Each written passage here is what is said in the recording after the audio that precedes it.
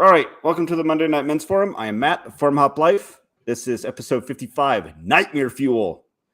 Tonight we have Christopher of SecureCoop.com, and hey. we had somebody else, and he left. He said he'd be back, so we'll see. He said he'd be back.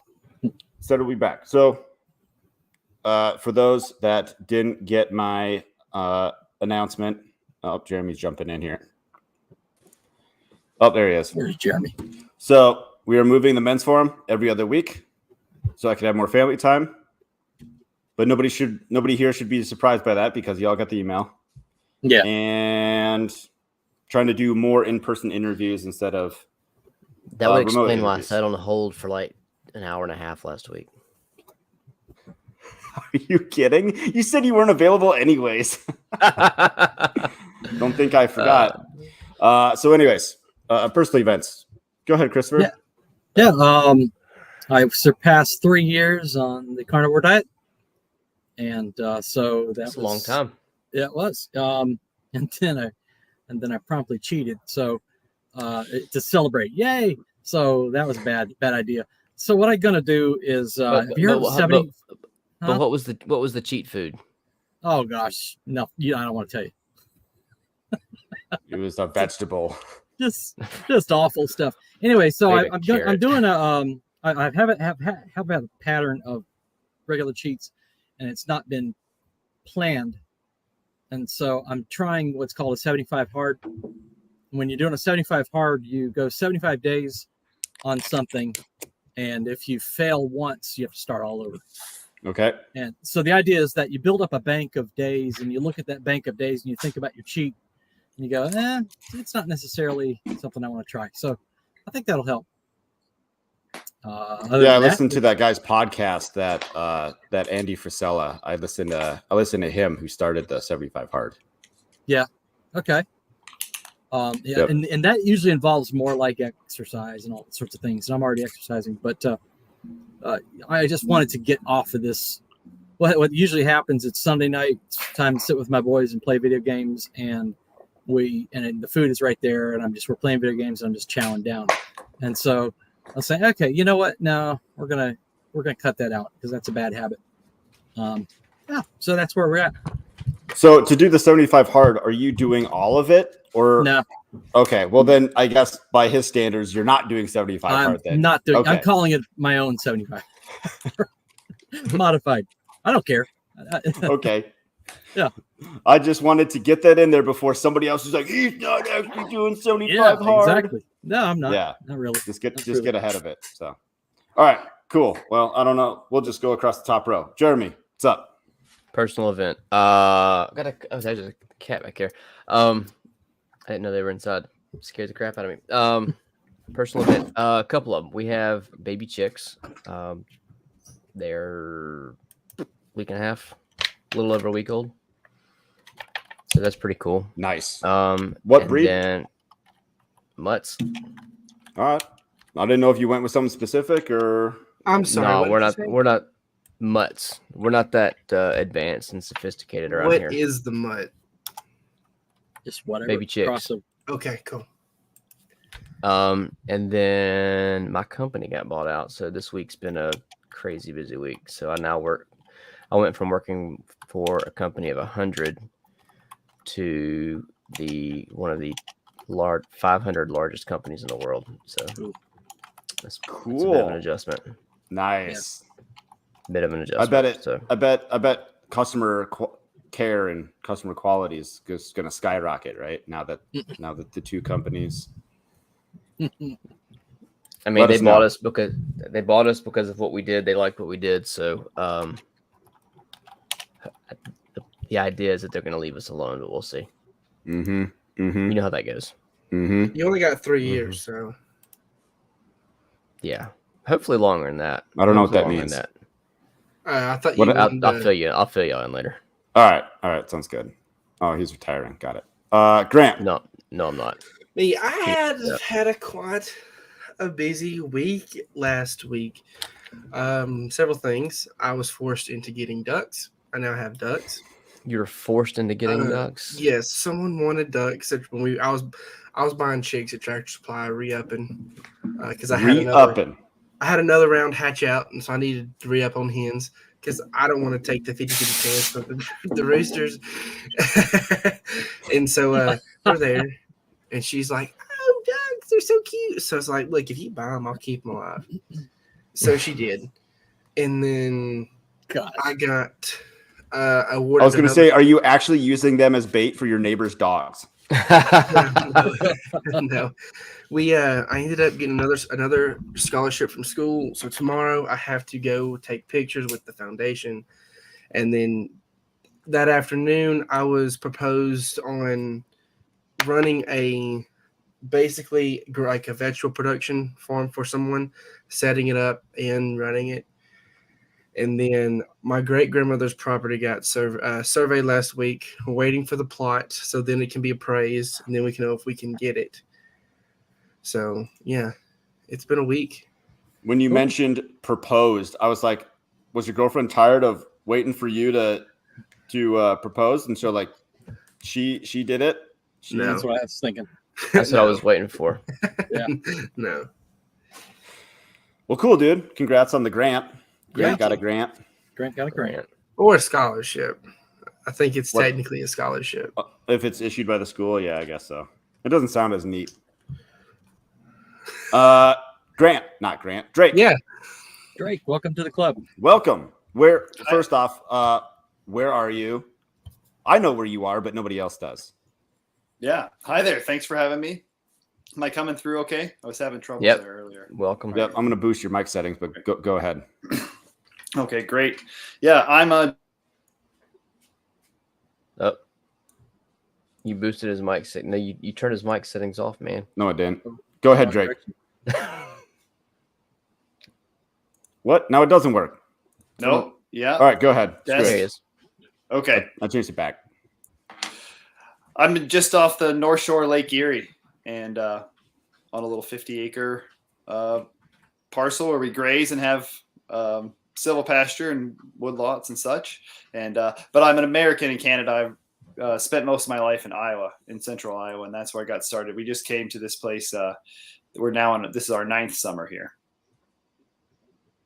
Sweet. So how do you like Canada? Yeah, well, my answers were different before COVID in Ontario. Ontario was terrible, and other than the fact that sort of our homestead life kept us resilient to most things, or like impervious, and we just had lamb barbecues anyhow, back behind the house. But a lot of people suffered, and I may never forgive Ontario for that. So we came here, and I probably would have had my citizenship by now, but after the last few years, I'm happy to just be a permanent resident, and we can leave it at that for now. Sure. I don't feel super allegiant to the federal government. I Super declare, allegiant to I any demand to federal be a government. citizen of your country. Yes. Yeah. So, but no, we like it here. It's great. We're happy to be here. So, personal event then. Yeah, I sort of missed that beginning of the introduction, but I just caught it, like personal event of the week. Yeah, we've got new chicks in the brooder too. Our last batch of the year. I'm having a super ton of fun moving our sheep through our prairie pastures, like to the point where I can't even actually find them the last 2 days. But I hear sounds of them, and I sort of circle their sounds, and they sound content, and so we let them be. But it's they're just lost in this forest of grass. It's quite amazing. That's so awesome. It's fun. It's maybe not the most efficient, but certainly something the land needs there. And it's like stalking sheep with the livestock guardian dog. It's pretty fun. How many head? There's about 40 on the farm right now. Sort of like 15, right? Yes. Yep. Yeah. Nice. Awesome. Well, welcome. Yeah. Super fun. Thank you guys for having me. Looking forward to it. Yeah, glad to have you here. So, this past weekend, a couple of updates. So we got my son a bunk bed, and he's like, "Why do I have a bunk bed?" And my wife's like, "Well, so you can have sleepovers with your friends." And he goes, "Can Daddy sleep over?" And so my son and I had a sleepover Friday night. It was awesome. Stayed up late, had popcorn, drank some juice. Remind us how old he is. 3. 3. Yeah. Yeah, and we watched the Jungle Book, and then Another one was I went to go pick up some like little water barrels because I'm redoing the chicken water system. And the guy turns out to be a real estate agent. He's like, hey, by the way, swing by this property. If he had a garden, I would interview this dude. He's like got one of those like personalities and like energy levels that it just like, it'd be really fun, but he doesn't. So anyways, so he's like, go to this apricot tree over here, just like this property. And so like my son and I were like picking apricots, and then my wife like canned them. We tried to help her, but the kids were kind of everywhere.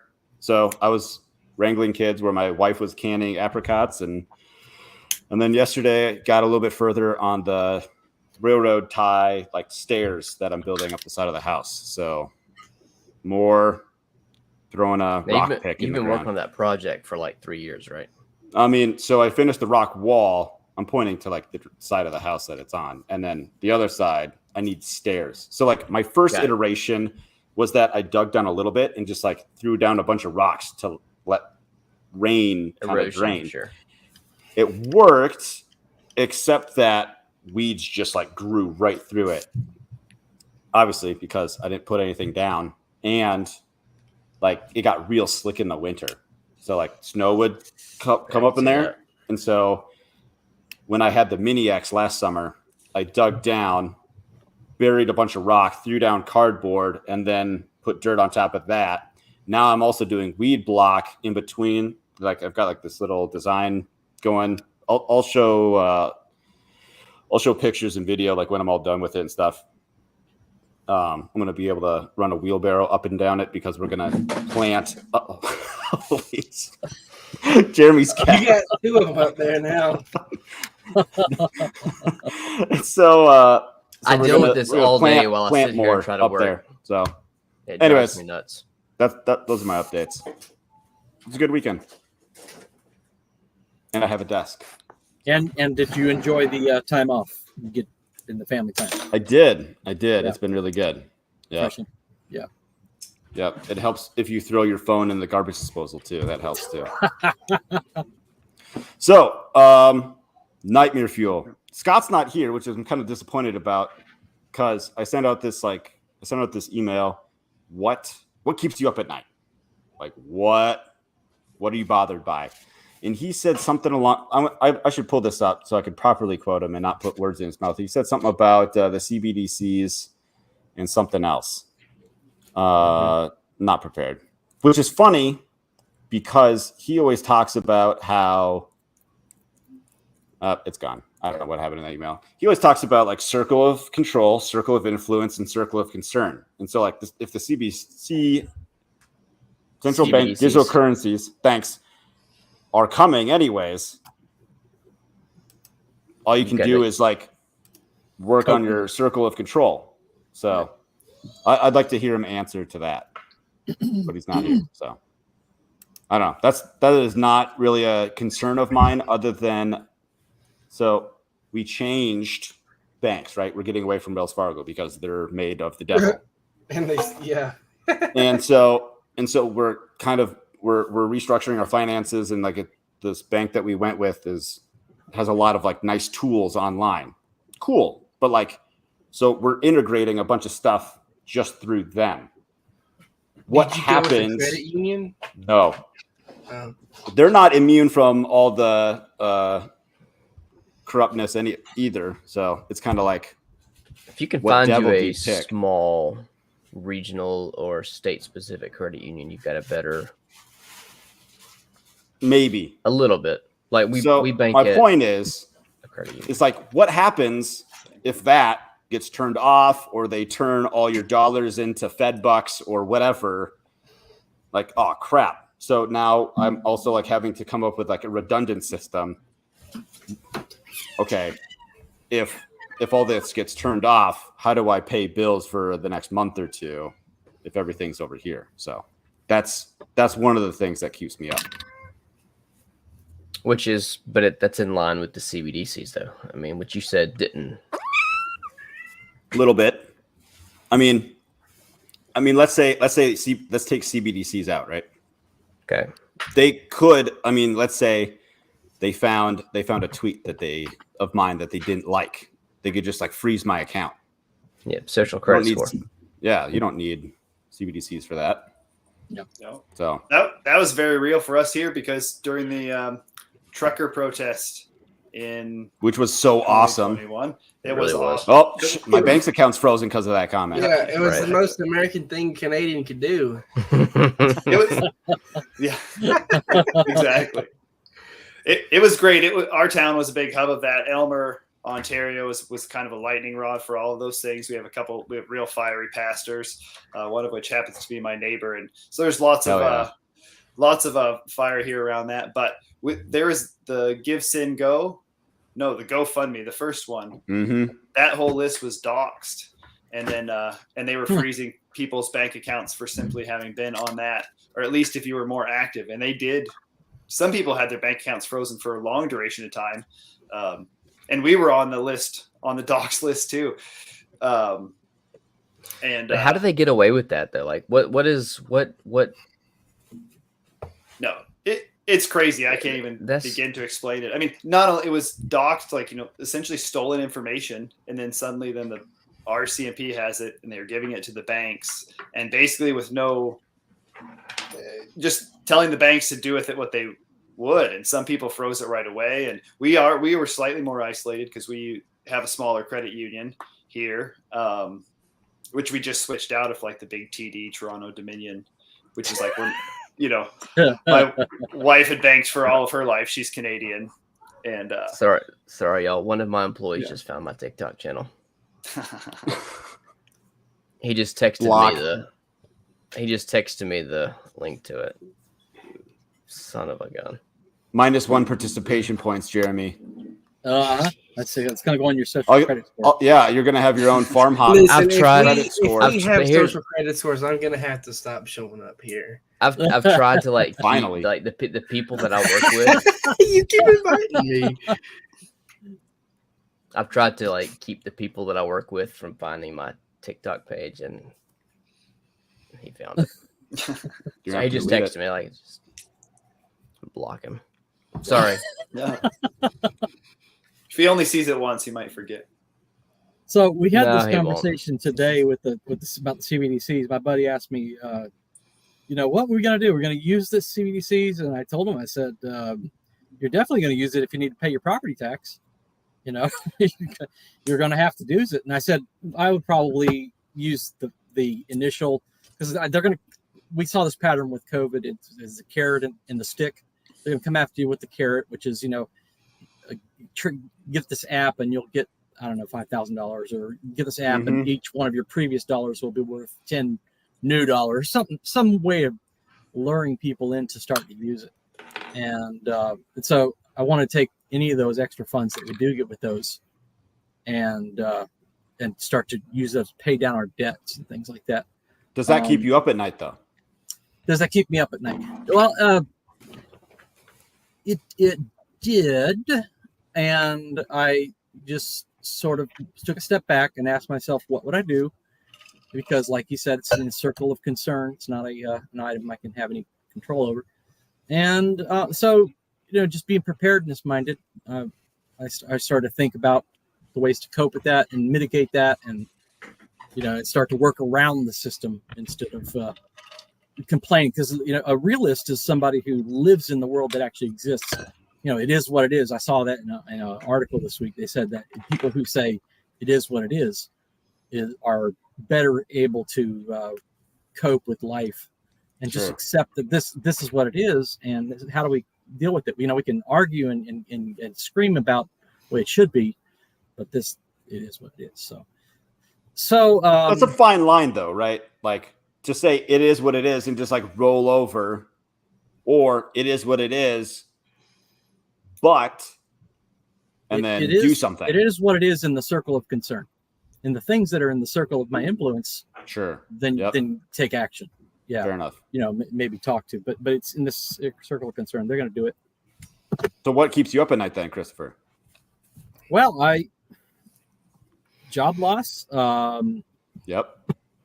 This fatigue that I'm nearly over was a big worry for a long time. And,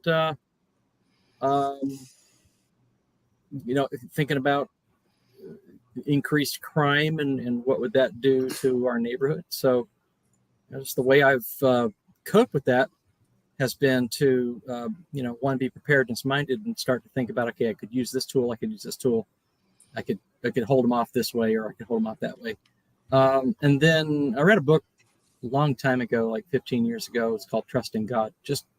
And that really is my pillow that I sleep on at night. It just, at the end of the day, someone could still break in. At the end of the day, I could still lose my job. At the end of the day, CBDCs could still lock me out of my money. At the end of the day, all these copes and workarounds that you come up with can still be gotten through. And so I just have to simply rest and trust, because worrying, a lot of the Bible talks about worrying, and worrying just never gets you anywhere. So you touched on somebody breaking in. Yeah. And something that I've been seeing a lot of lately in rural communities is farm stands getting robbed, either of money or product. Huh. My wife follows a local one that sells flowers and soap out of their farm stand, out by the driveway. They stole flowers and soap. Wow. And so I'm trying to we're talking about it last night. I'm like, I don't know if they're trying to if normally people have something to gain by stealing something like monetary value. And sometimes it's just to be destructive. So which one is it here? Because it doesn't make sense, but it makes me, we don't have a farm stand. We don't have that much to sell, but it really gives me hope, for in the future when I have enough produce to have a farm stand. It really gives me, faith in people to, support that. Yeah. And it's tough. So is crime, because I live in a rural area, is crime spreading to more rural areas, or is it just being seen more? I don't know. I don't know. Maybe both. It's something that keeps me up at night. Yeah. But it could have been that just particular stand met a very not kind person. One is an isolated incident. 2 starts a pattern, and 3 makes you raise an eyebrow. So has that farm stand been robbed more than once? That particular one, no, but I did interview a guy about 20 minutes from me. His has been robbed multiple times. Yes. Huh. Goodness. Wow. But think of 10 years ago, you didn't have the social media like we have now, the awareness, it wasn't front and center. So maybe it's not so much that it's happening more, that we're seeing it more, like you said. Maybe. Yeah. I don't know that that's the answer, but I lean on that for a lot of things. When we start seeing more and more craziness in this world, it's because we see more and more craziness in the world because of social media. The world's always been crazy. There's always been corrupt people. Yeah.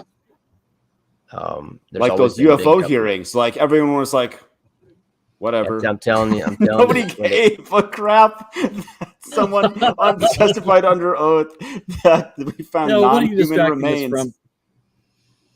We're like, it's fake news anyways. Nobody cared. Yeah. Well, nobody cared. I saw this meme. I can't remember exactly which. Christopher, you may know this, but I saw this meme that was when they tell you it's aliens, it's not. And it quoted a Bible verse. Basically, it's when half the population, or when a tenth of the population just vanishes and disappears, it's not aliens. Right. But they're setting the stage to show it's aliens. Yeah. Second Thessalonians or something, basically talking about the rapture. And, yeah. But I thought that's pretty funny. It's I don't believe that there's aliens. I'm intrigued by anywhere or here. I could here go with anywhere, but I would say anywhere. I could go with the aliens that we're talking about today are multiple possibilities. It doesn't have to be just one. There could be people on another planet, but there also could be government cover up. But there also could be government secret projects. Things are flying around in holograms. It could be multiple things. Blue Beam Project. Blue Beam, is that what it's called? Blue Beam. Something like that. Yeah. Now, is it sophisticated enough to project UFOs in the sky? I don't know, but a good way to see people. What are we talking about? Jeremy, what keeps you up at night?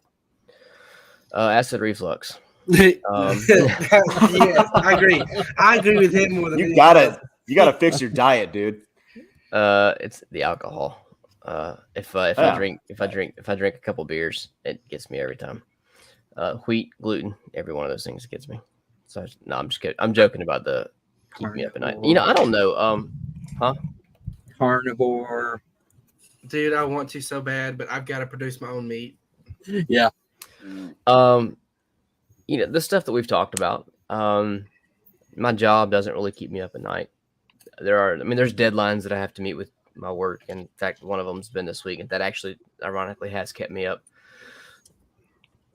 The last week and a half. But for the most part, not the job. It's what the future holds for not so much me, but like my son. We had a conversation. My son turns 10 this year. So about 12 years ago, we had a conversation. Do we want to even bring a child into this world? And if we were having that conversation today, and back then we said, yeah, life's crazy. This world's crazy. But, why would we rob a child of life? Why would we rob ourselves of the joy of having a child? But if we had that conversation today, it would be a much more serious conversation. You remember the beginning of. But then again, like back to what I said earlier, is that the world's always been crazy. There's always been corrupt people and corrupt governments, and it's just we see more of it now. So I don't. I worry about what his future looks like. Stuff like CBDCs, solar flares, stuff that really sets us back.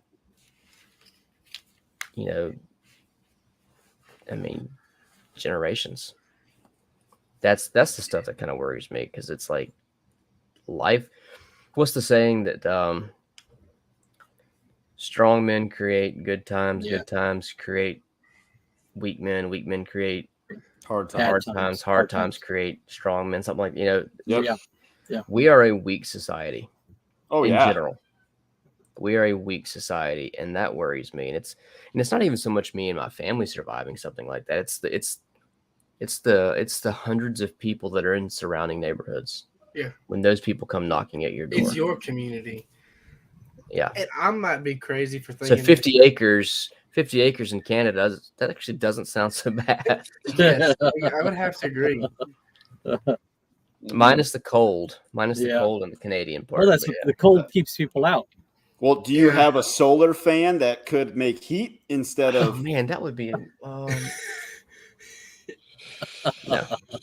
I'm gonna make you one.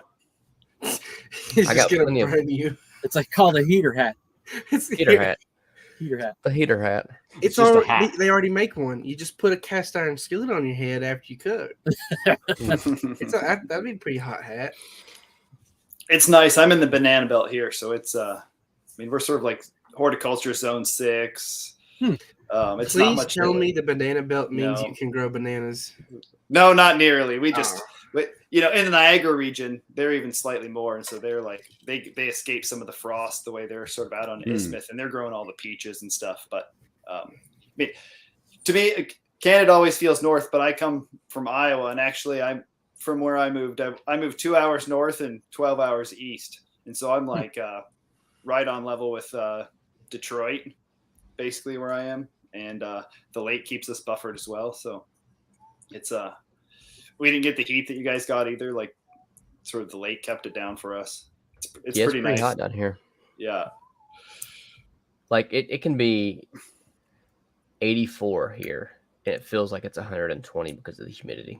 Yeah. And we definitely get the humidity here. It rolls in, but nothing like I can't even tell people back home that it's hot, because anytime that it's like we get heat warnings here and it's 85, and I tell my brother in Iowa, but He on the laughs flip in side of Floridian. that, though, like we don't get snow down here. It doesn't really get that cold. no, and we actually get less and less here in this area. Like, there's hardly not enough to like own a pair of cross country skis, and it's turning into like more February mud season. Oh wow! But it's still again, cold though, right? Like, there's cold times. It gets Okay. You said north side of Lake Erie? north side of Erie. Yep. Yeah, you're. I'm way more north than you are. Yeah, no, it's crazy. Like all of Minnesota's north of us. I would have. I mean, just going off memory, I would have thought Drake. I'd have thought you were more north than Matt.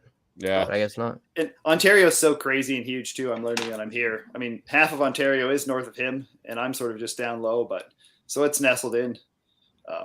It feels, it's Midwestern for sure. Not to open that can of worms that's been going around, but we're definitely in the Midwest. So right. let's keep going around. Grant, what keeps you up at night? Other than the fact that I don't close my eyes and go to sleep, nothing really. So what Jeremy had said, the big things that set us back technologically, I don't know, I may be foolish to say this, but those instances slightly excite me. I mean, I'm 22. I'm 22. If the world falls apart, I still have a whole life I can still mold from that. You know what I mean? Yeah, you'll probably be fine if you keep your mouth shut. Well, then you won't be fine. Yeah. But all right. So Grant, I'll agree with you to an extent there. Those situations are exciting to an extent if they would only last for like a week. And then life could go back to normal. Like that's a whole lot of dead people in a week. Well, I mean, but like we could reset and everybody was back alive. I mean, like a great reset? Nope. The greatest. Shut up, man. The greatest of resets. That's right. I remember those days of being an early prepper, and like, you kind of want escape from the boredom of your life. And then I came to realize it's really nice being able to go to the grocery store without worrying about a sniper. I mean, it really is. It's really nice. That and the ice. What gets me every single time in any of it is ice. That's the one thing that gets me in all of this is ice. I'm like, I'm drinking me a cold glass sweet tea right now. Yeah. I need ice. I need air conditioning. Drake's just laughing. What do you worry about, Drake? Like, you just worry about your cows getting out when you're sleeping, or that too? Yeah. Hey, now he's worried. One thing too, thinking about this question when you emailed it out, is I actually have I feel like I'm well on my sort of journey of not worrying. Like I certainly used to be more of a worrier, but I'm, we've extracted ourselves quite a bit, and myself especially, that my sole work is on the farm. So it's like a lot of time on the land, and done some other like self-cultivation practices, Tai Chi and stuff that I've really taken up with time on the farm. And so I do feel like when I lay down, I go to sleep. And so nothing really keeps me up in those ways, but I certainly have worries. And I think all the things that you guys are talking about, some of them more directly ecological, water and soil loss, even worries me more, because I think we oftentimes get swept into this like, oh, technology and energy are going to be the things that, propel us into the future. And then, soil is going to bring collapse of society, soil loss or contamination. When we did our first class in the horticulture program, our teacher just kind of glossed over within like 5 minutes, just the whole, completely just destruction of our soils, like how fertile they were back then, how much of that is actually left now. I'm like, and then I'm at the store yesterday at Tractor Supply listening to this guy talk about, I know what chemicals to spray and what, I know what lime is, and I know what, it's like you're farming wrong, man. Yeah, it's too many inputs. It's your back. Yes, you won't know input other than organic input, and it's like then the whole, like you said, the whole water thing. Most people don't even pay attention to what's going on with water rights, specifically out west, and the federal government's goal for water rights in like 2050. It's scary. Water rights, contamination. It's so those things. No, there's an Aldo Leopold writer like in the 50s. He's got a saying, and I'm trained as an ecologist, and he has one of his sayings is one of the penalties of ecological education is that you live alone in a world of wounds. And I feel like this is just like ratcheting down more and more, right? And there's tipping points that we don't understand that may have already been triggered, but then also just like, who the fuck knows what DuPont comes out with next week as a fungicide that then like kills all the soil. Like, oh, sorry. Or Bill Gates or whoever it is, like these things that we're putting into the world. And you look at the train derailment up in East Palestine, Ohio. I mean, like anything. The Ohio River feeds in. I mean, so much of our food, soil that our food is grown in, is contaminated. And here for sure, we're like up. We're the south winds from Ohio and all of like industrialization, all the Rust Belt, which we're in the Rust Belt too. Car factories everywhere, but like all that smoke is coming right up through here. So there's like no escaping that. But then I think with the terms of the idea of just like, sleeping at night, it's just one of those things is I feel like you gotta sleep.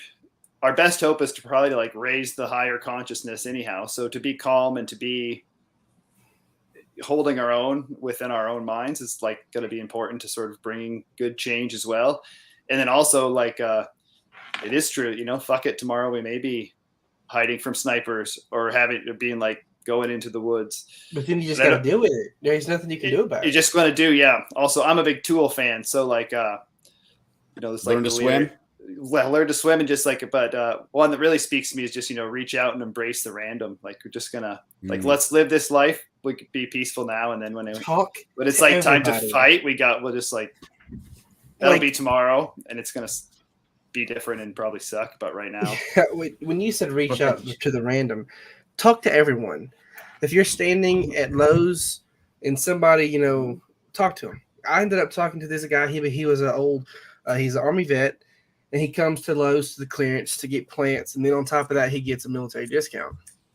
I mean, I wasn't speaking to him. I was talking to Destiny about a bunch of stuff they have on sale, and it's like, we were looking at it, and then he's like, and he butted in, and then he was looking for something, and I ended up talking to him for maybe 30 minutes out of nowhere, and then developed a very good contact. And on top of that, it's not just that, it's landscapers I've come into contact with, and then this one lady who I was actually there today, I ended up digging up maybe 9 or 10 plum trees that basically suckered up, and I gave her 3 figs in exchange. Sometimes I don't feel like talking to anybody, so it's kind of hard for me to talk to everybody. Well, yeah, I mean, again, I have way too much to say, so I try to talk to everyone, and then make this person's like, man, I wish this kid would stop talking to me. most of the times, I don't even start the conversations; I just continue them. You got a face that people want to talk to.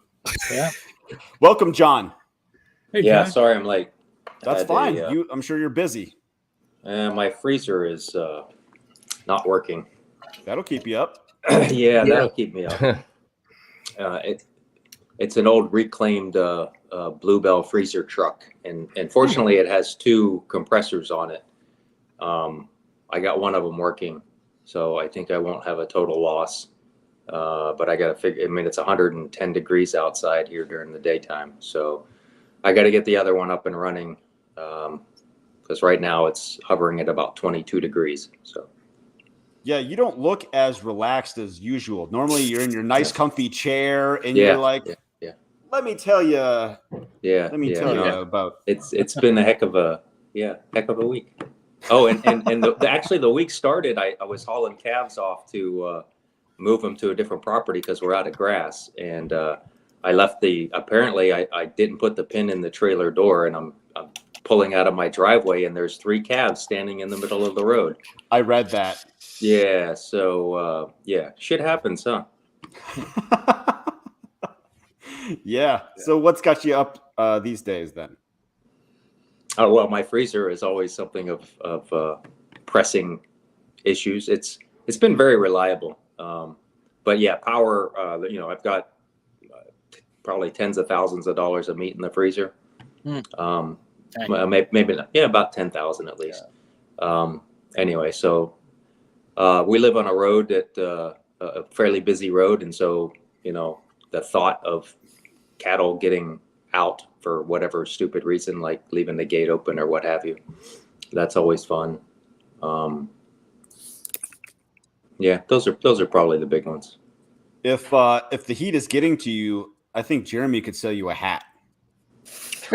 He's got a special hat for Solar powered fan guys hat. like Come you. on, man. Don't Oh knock it. yeah, well that's pretty smart. Actually, been a real lifesaver at the farmers market having those misters, the fans with the that atomize the water. They're phenomenal. They do a great job at dropping the air temperature. I think I saw Cobalt makes one. Yeah, that's actually. what we have is a Cobalt. Yeah, I think Nice. Ryobi makes some. They're pretty prevalent now. But if you guys ever do any, markets or any work outdoors where the breeze isn't too extreme, they really lower the air temperature, probably 10 degrees. That's awesome. Yeah.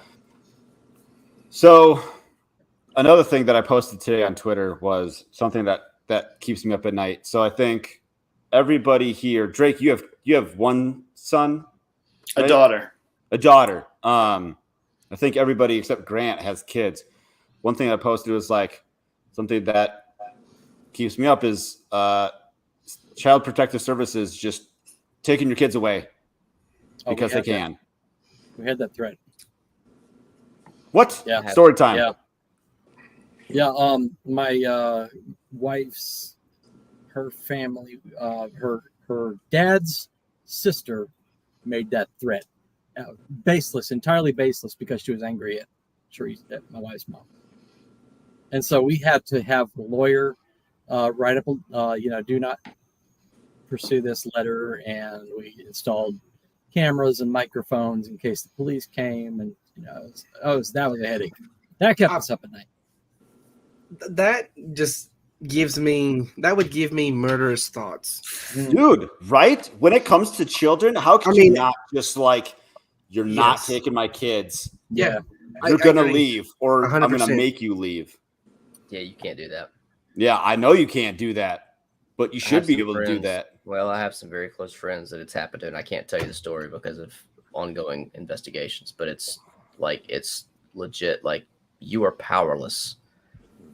You are powerless against our government. Yeah. Dude, Chicken Whisperer. So I sent that out, and Chicken Whisperer is like, I DM'd you. And so I read like his message, and like he's had to deal with this a couple times. Wow. My wife was telling me about this story that I can't remember the situation. Their kid went to the hospital, and the one of the nurses noticed something, and the doctor called CPS, and so like they had their kids taken away, and like through a bunch of like battling, they got their kids back, and like the doctor is now like under investigation or whatever. But like, how many times has he gotten away with that before? Because that's not his first time. Yeah. Well, my biggest worry there is it might be a mistake that's resolved in 2 days, but I already shot the guy on my doorstep. Yeah. I don't think anything with the government gets resolved in 2 days, though. That is true. Yeah. Just go live, somewhere else. Just up and move under a bridge somewhere. I don't know, because they know you live. Yeah.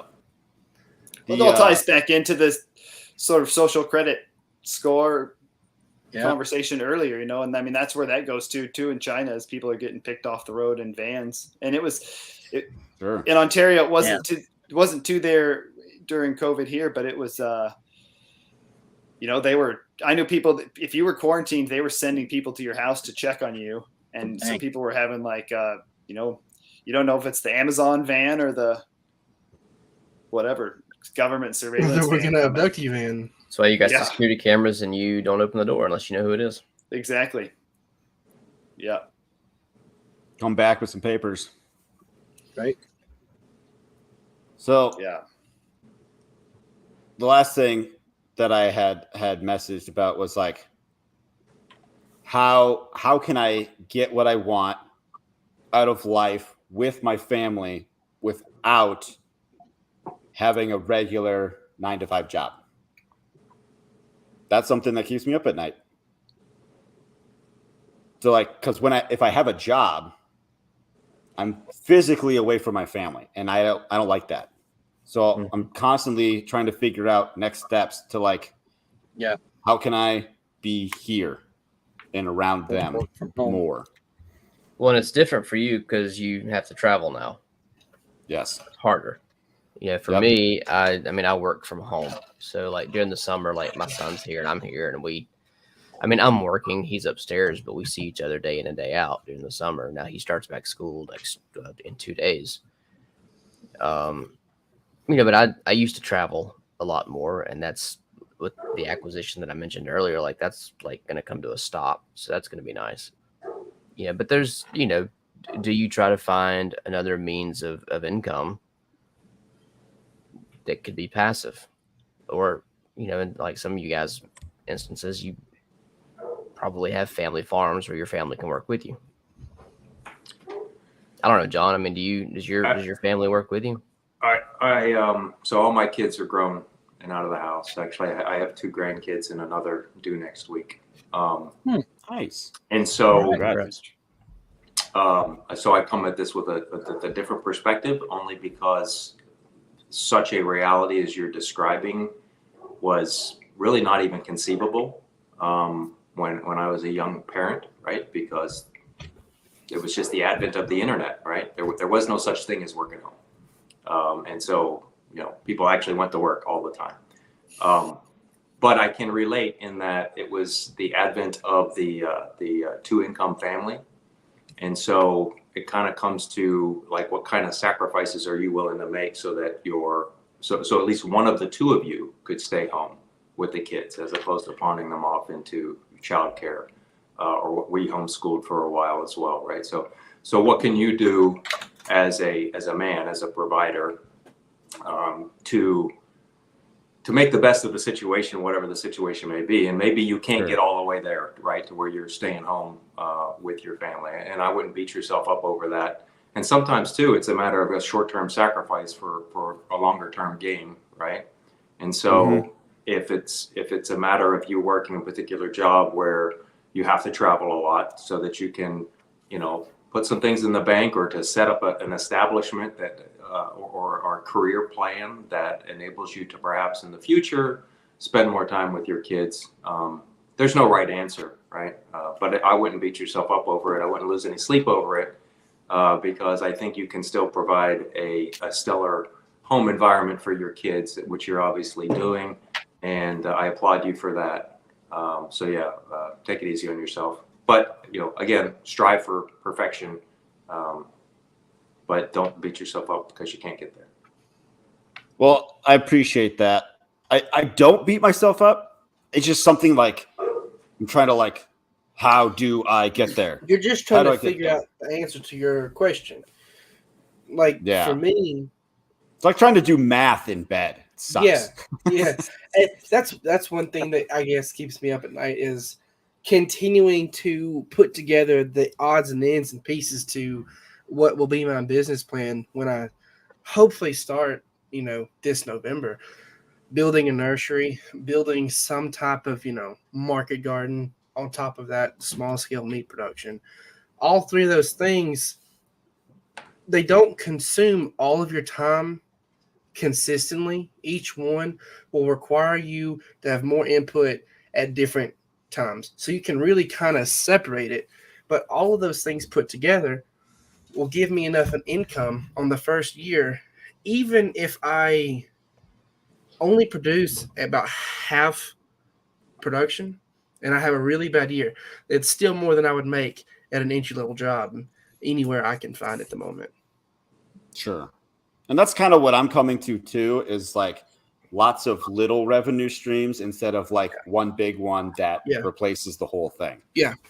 Yeah, because having 6 or 7 lined up that I already do that can be reasonably accomplished within the first year will sit me at around $65,000, and that is after everything's taken out, and that is with very low production numbers to keep it realistic. Yeah, but be careful too, because you could be working at home and working your ass off and never get a chance to spend any time with your kids or be all True. stressed Yeah, out and- about your finances and things like that. Bingo.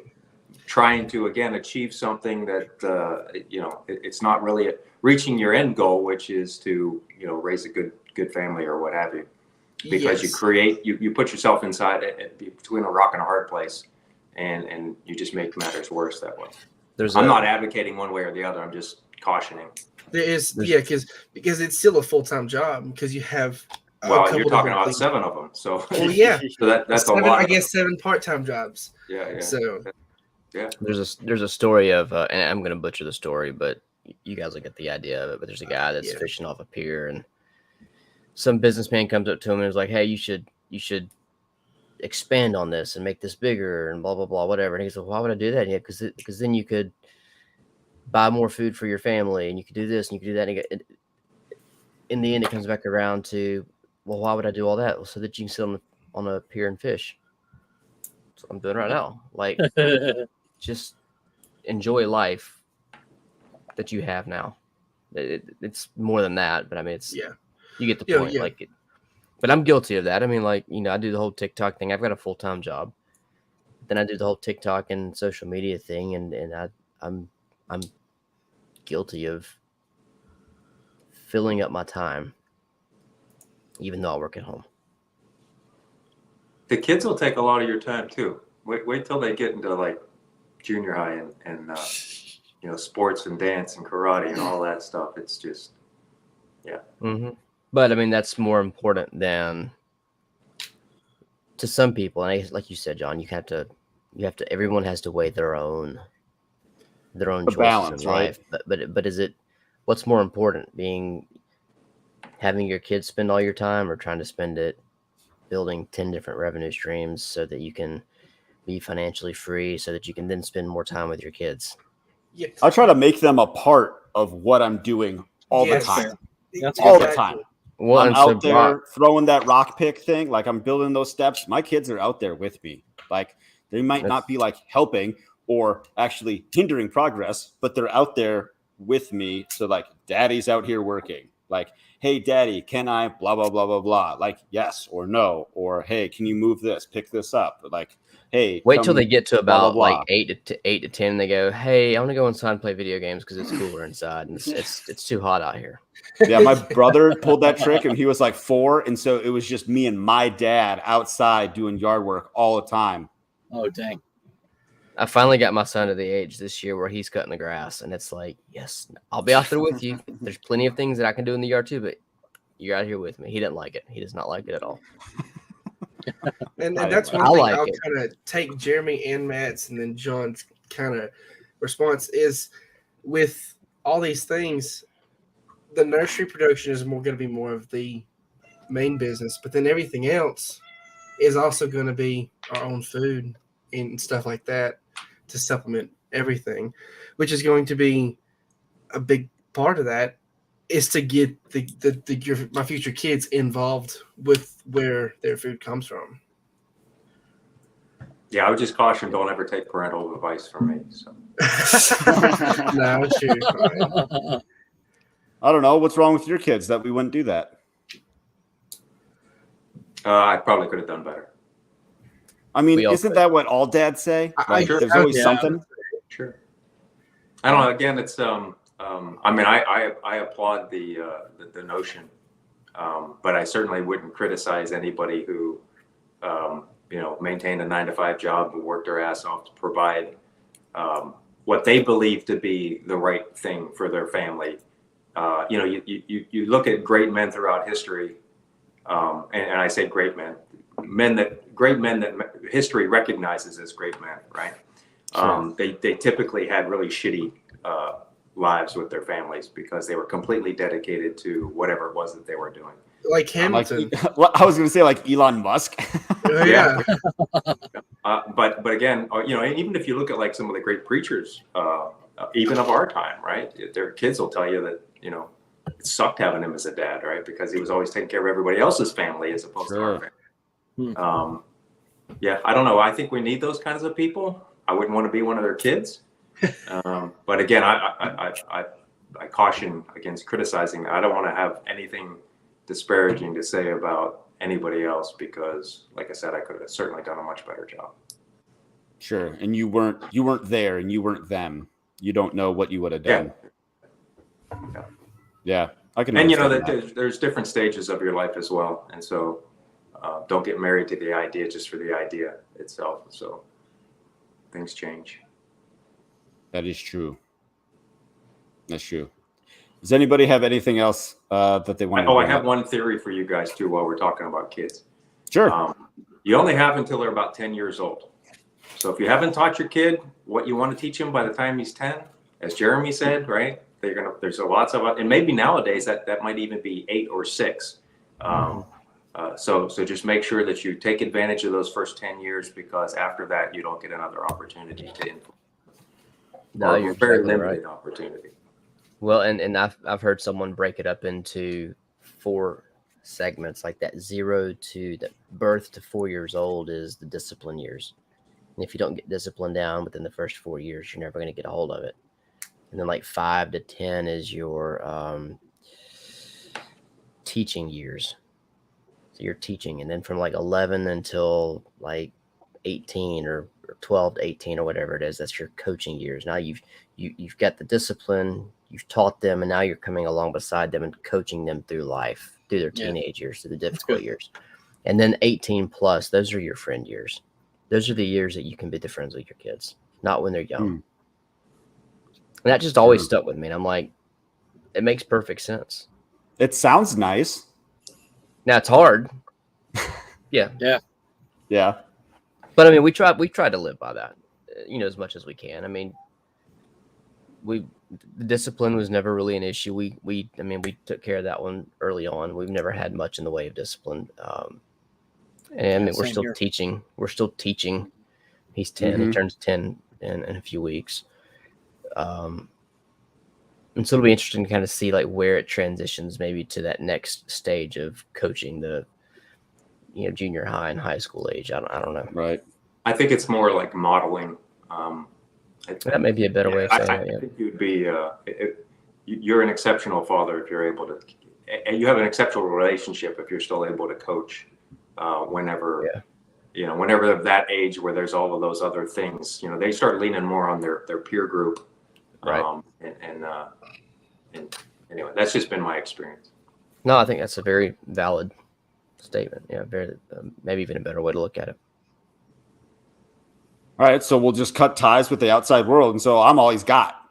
Yes, exactly. No phones and no internet. There is nothing wrong with this plan. This will never backfire. No.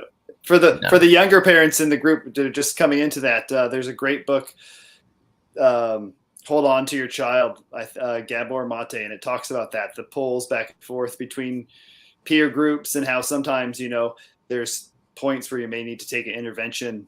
And, I think even he talks about, like, with his own daughter, it's like, okay, we're going to the boundary waters for a week because, where I'm about to lose you to your friends and you ain't coming back sort of thing. Like, there's real leverage points there where, especially in this day, that book was written